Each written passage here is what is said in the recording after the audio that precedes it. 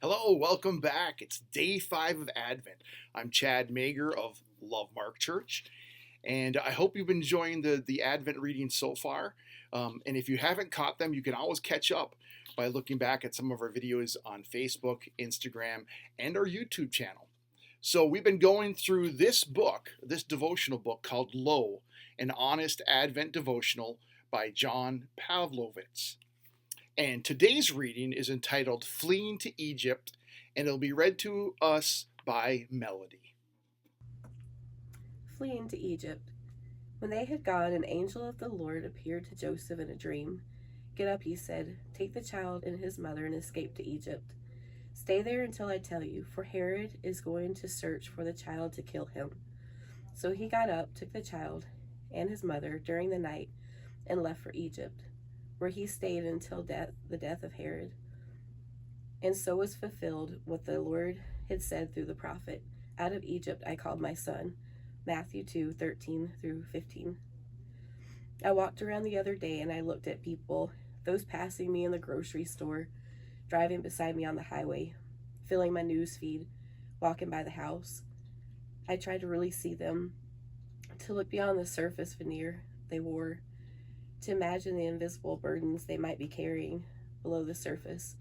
Sick children, relational collapse, financial tension, crippling depression, profound grief, crisis of faith, loss of purpose, or maybe just their own customized multitude of nagging insecurities and fears they've been carrying around since grade school and never been able to shake. As I looked at all these people, I wondered what kind of specific and personal hell they might be enduring and what it might be doing to them inside. We are seeing an epidemic of cruelty in these days, a lack of empathy that leaves people feeling more alone than ever before. So many of the grieving, struggling, fearful human beings filling up the landscape we find ourselves in today and hanging by the very thinnest of threads.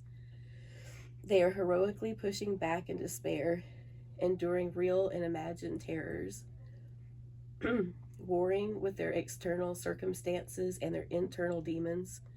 They're doing the very best they can, sometimes with little help or hope, and they need those of us to live alongside them to make the best doing a little easier. This is when we bend low to meet them where their pain lives. It is where Jesus' feet always led him. Every person around you has their Herod, that terrifying and persistent thing that assails them, the relentless fear bringer that will not let them rest. With a listening ear or an act of simple kindness, step into their urgency and their unrest today.